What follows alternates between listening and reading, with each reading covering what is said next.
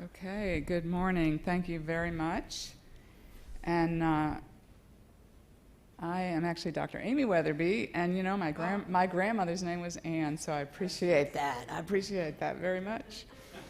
And I am at Florida State University, and I am honored and delighted to be here this morning to share information with you about a number of different projects that I've directed and try to integrate it with current research findings on children with developmental disabilities. So I'm going to begin with one of the major problems that we're addressing in our research, and that is that the estimated lifetime society cost for a child with autism is $3.2 million. That's a big problem for all of us, and we need to really come up with creative ways to help address this. First of all, autism is no longer uncommon, so it makes this problem even more important. Recent CDC figures 1 in 68 children have autism. The median age for diagnosis in the United States is over 4 years of age.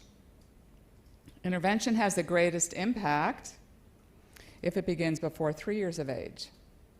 So the problem is really multifold and includes both improving early detection as well as access to early intervention.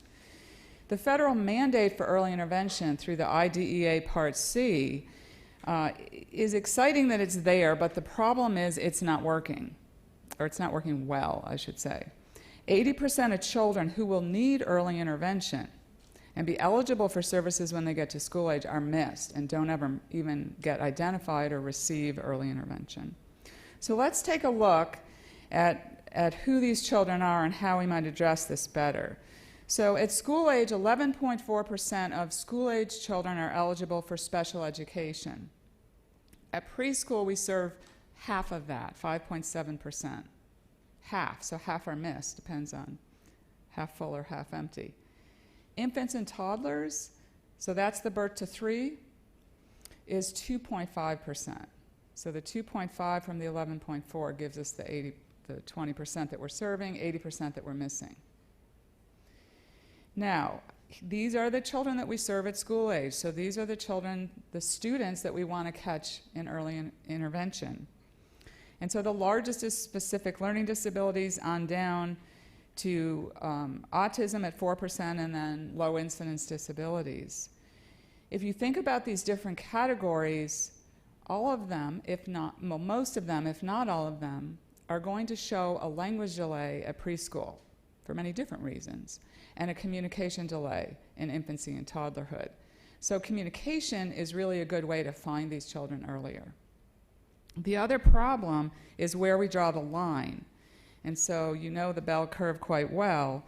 Most states, partly because there's not enough funding for Part C, early intervention, have drawn the line at the 2nd percentile. That's 2 standard deviations below the mean. If your cut score and your screening tools are geared to pick up children 2 standard deviations below the mean, you're never going to get past 2%, because that's the 2nd percentile. So that's part of the problem. Very quickly, this is old research. 1 in 3 children in our country have challenges learning to read. We can predict high school graduation with good accuracy by 3rd grade, and probably even by kindergarten. Trajectories are established early. These are reading trajectories from 1st to 5th grade. Just looking back then at 2nd grade, we start to see that the poor readers with lower scores progress at slower rates. And if we go to 1st grade, we really can't pick them out until the end of 1st grade if we use standard reading assessments. So we need to go earlier and be able to find children who are at risk for academic challenge or failure.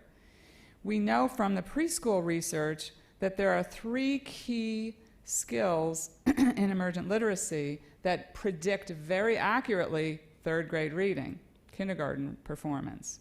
Phonological sensitivity, or the ability to sound awareness, print knowledge or letter awareness, and spoken language, or the ability to talk. So let's take a look at 2 children. Which one? These are children are 18 to 20 months of age. Which one do you think is going to have a problem reading? We followed these children through the First Words Project, invited them in when they were 3 and asked them to draw a picture of themselves. You can already tell. Hannah on the left, draw a beautiful picture of herself. Josh did not. So he's already showing signs of reading challenges at 3. Asked him to write their name at 4. You can even see the letters in Hannah's name. We don't see any letters in Josh. So we are already seeing problems. You probably have heard about the 30 million word gap. This comes out of the foundational work of Hart and Risley, which has shown us that there are cumulative differences in language experiences that may be insurmountable by 4 years of age. And these show huge gaps in the amount of language in the learning environment of children from parents who range from professional education to working class to welfare. And so the families on welfare spoke an average of 600 words per hour compared to 2,100 for professional families. And if you work this all the way out to 4, that's a 30 million word gap in terms of the words that children hear in their language learning environment. This is directly correlated to their vocabulary growth, which predicts IQ in 3rd grade.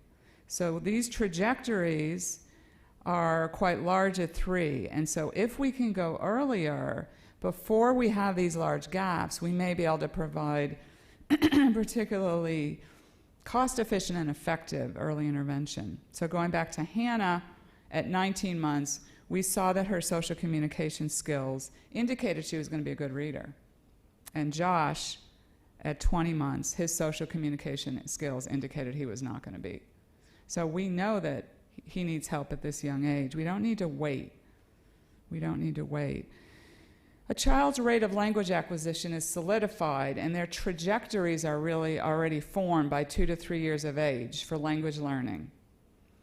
And this is correlated, as I said, with IQ. So when we think about school readiness, we really need to think about earlier. Interesting new study that was quoted at a U.S. Department of Education, Institute of Education Science project director meeting several times that was just held last month, which is another compelling reason that we need to get children with disabilities ready for kindergarten. Based on a recent study of 1,300 students with disabilities between 6 to 9 years of age across 180 schools districts, the more hours spent in general education, the better their outcome. So that's very important to think about. So what we have our eye on is getting children with disabilities ready for general education kindergarten.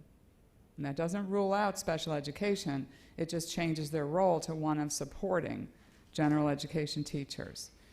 We started the First Words Project about 12 years ago to improve the detection of communication delays, including autism, and really focused on children under 24 months of age. We've screened over 20,000 children in our region. We screen about 1/4 of the birth rate. And what we're finding is that instead of waiting to see if a child is delayed in language and at risk for reading, we are able to predict reading and language with skills that come in before language. And these predictors, we have 8 of them, include sharing attention and interests, a child's ability to communicate, their rate of communicating, reasons for communicating, their inventory of gestures, their inventory of sounds, understanding of words, their variety and level of play actions, and their book knowledge. So all of these different skills can give us a lot of information about what's coming, language development and reading success and success in school. I want to go through inventory of gestures quickly as one example, but keep in mind this is one of 8 very important early predictors.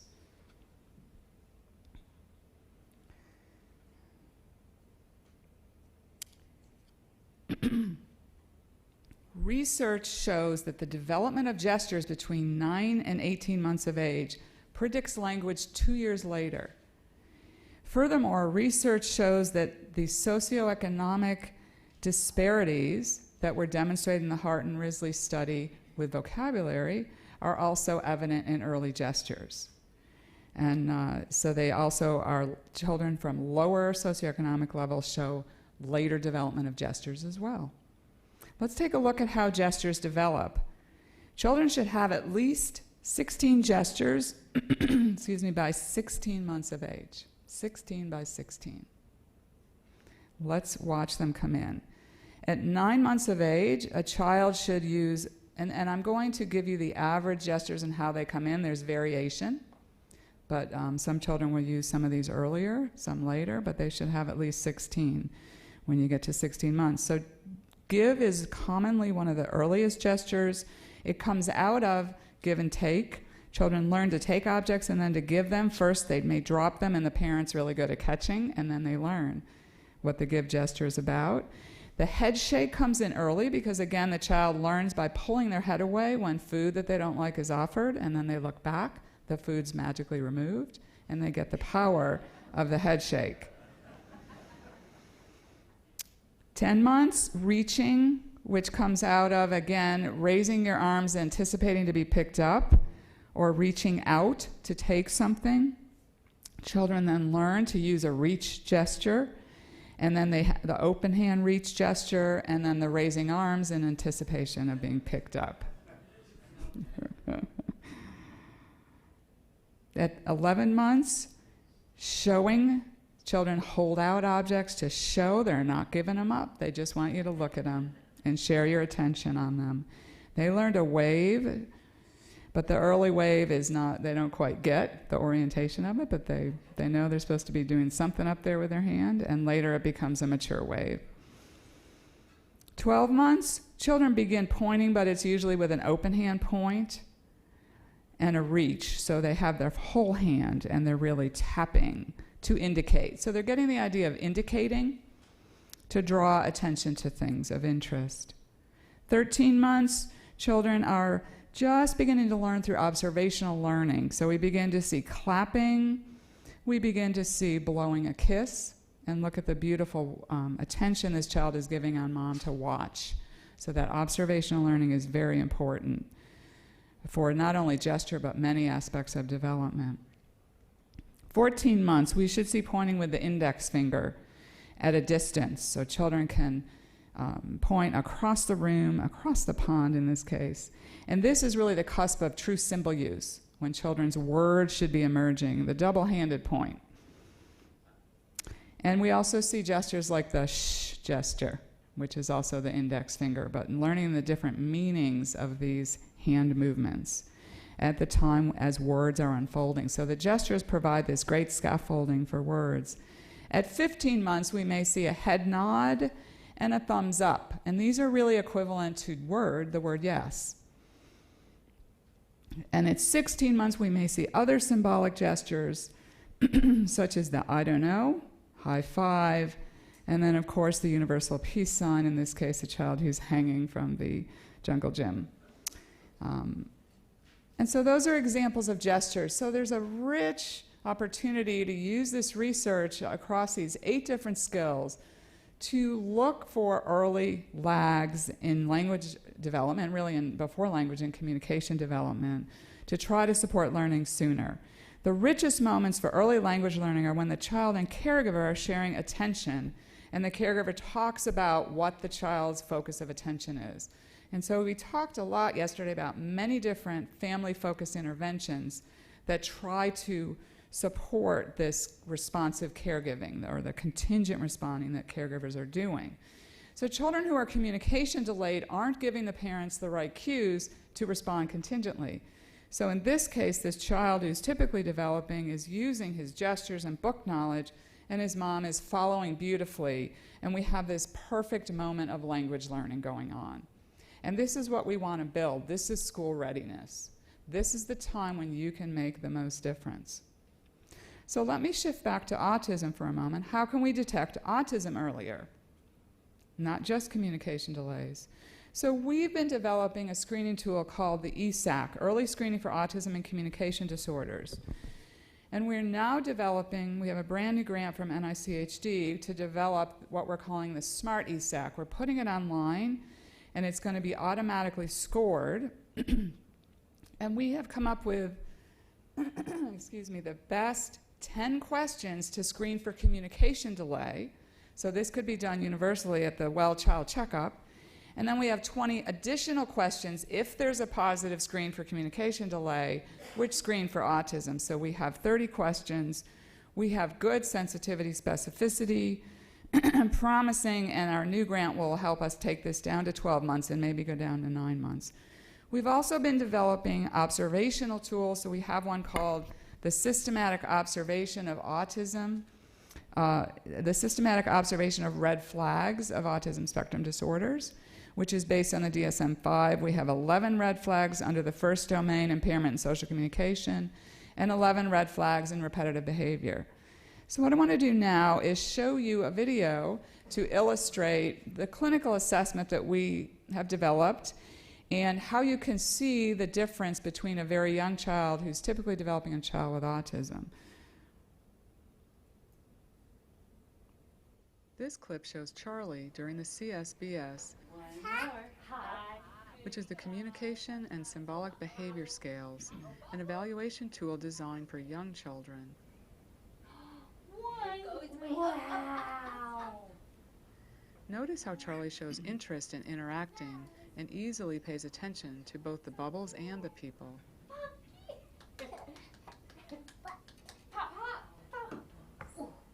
Stuck. Ooh. Forward out. Take. It's stuck. Do you need some help? Okay. You can actually see him learning. He watches, listens, and then imitates a word. I'm going to go ahead and pause it and move to this one. Now watch Luke in the same situation. Notice his early social communication skills and how they differ from those of Charlie at the same age. Good popping. You got the bubbles. Those are where the bubbles are. Open. Do you want Mama to help you?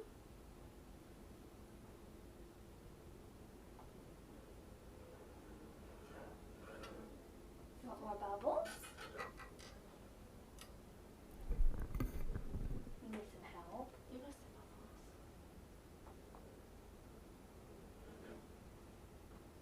bubbles. You do it?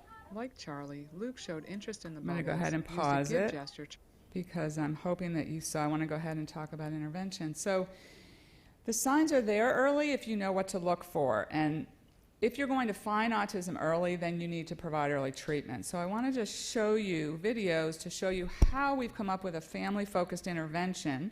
We've just finished a randomized controlled trial. We're comparing individual and group conditions, group once a week, individual 3 times a week.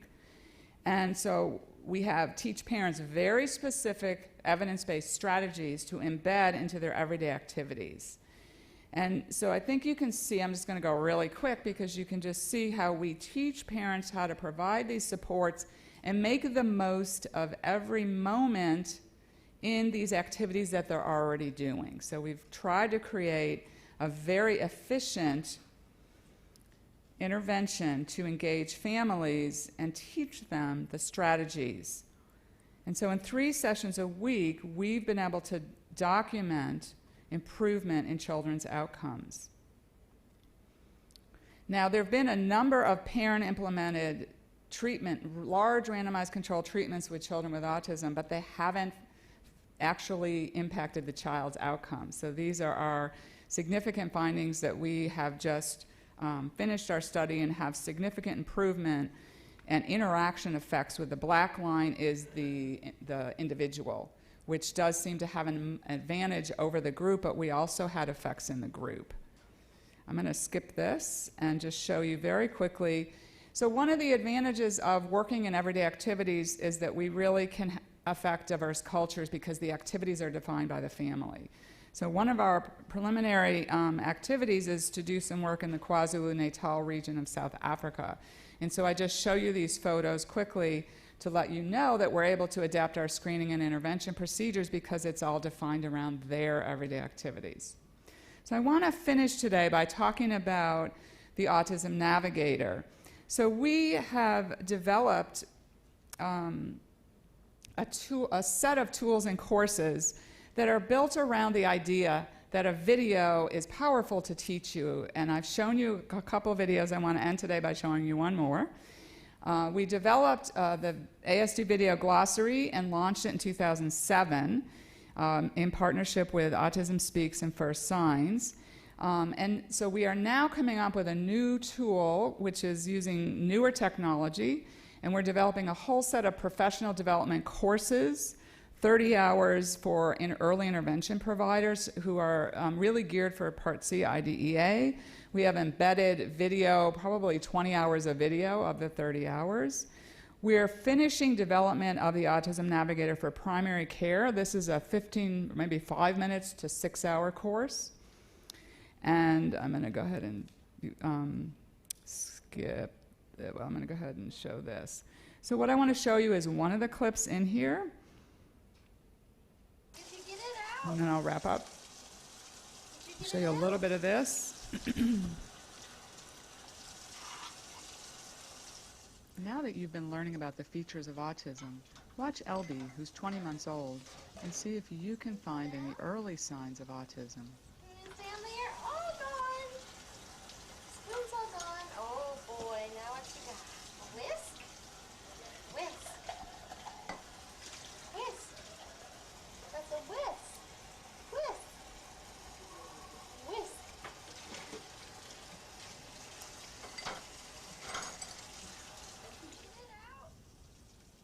Elby was not talking or trying to communicate. He did not look at or respond to his mom.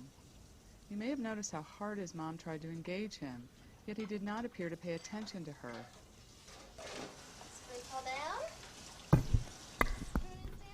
He became intensely focused on the whisk. His mom was aware of his lack of responding. So it goes on about the features. I want to show you a little bit of the intervention.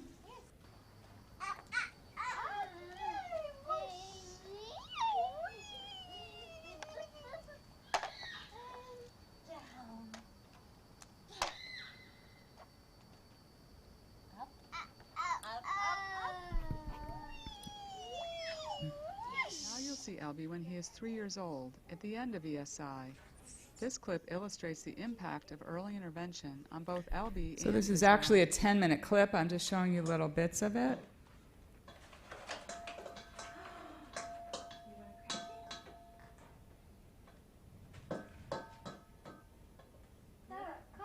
A little bit harder. Mama just... I'm going to go up. More eggs. I'll be doing this time.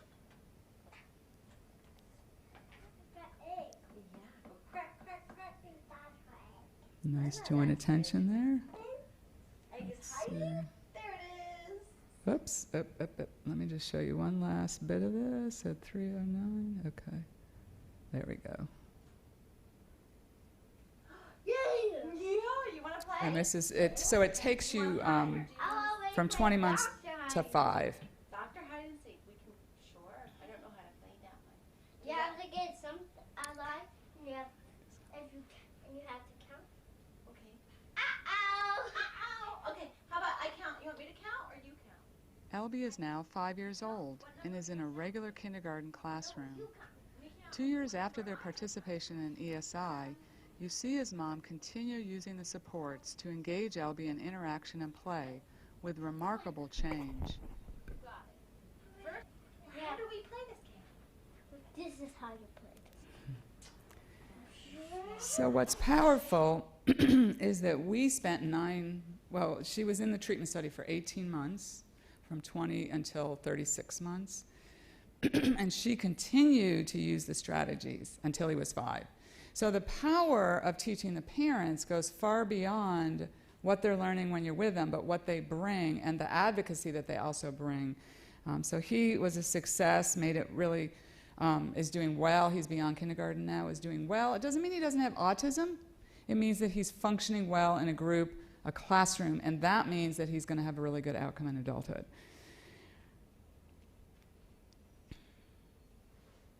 So I'm going to now sum up. I'm confused on the time here. This clock is throwing me off. How many?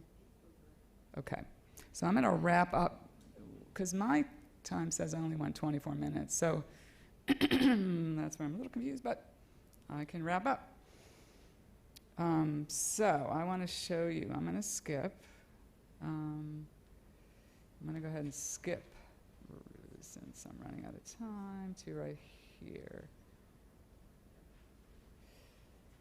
Okay, so I'm going to do a summary. I was going to go through these one at a time, but I'm going to do it all at once.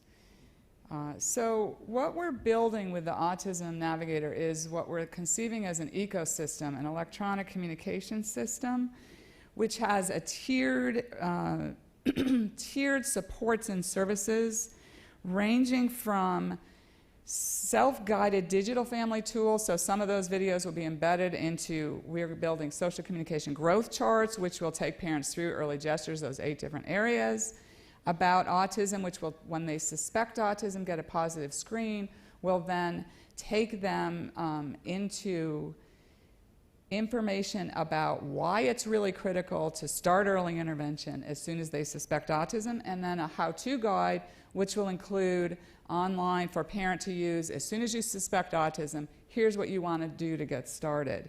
Then we have an electronic monitoring system that we're going to be developing, which will have monthly check-ins through text, phone, or other means to stay in touch with the family so that we can check in. And this really came out of discussions with doctors saying, we want to know what happens after we refer them to Part C, but we don't have the time to call and talk to the early interventionists. So developing a whole platform. We have 2 different courses then that will support. There's a whole number of silos that was talked about yesterday that serve young children. We have the Autism Navigator for primary care, and the Smart ESAC is part of that, and so we'll try to get the primary care medical home at the center and teach these different silos. And then we have the primary care course for the Part C early intervention system. So it's a way to to bring the collaboration that was talked about yesterday all together. And I want to end with this notion that the early intervention system partnership is advocated by the American Academy of Pediatrics. This article came out in the fall, wonderful article, you can get it for free. And so we hope that our ecosystem will be a tool for all of the different systems, all of you, to help and achieve the goals that we attain. So I'm going to wrap up. We talked yesterday about the budget. So we've created a very creative business modeling. We have a for-profit company. The state of Florida asked us to form this so that we can roll this out. The state of Florida has invested with leadership in the Senate and House of Florida, and so we have our tools that we're building, offering them for free. We will need to charge for certification courses. All of the profits of the company will roll back into development. So I'm going to end early is key. Thank you.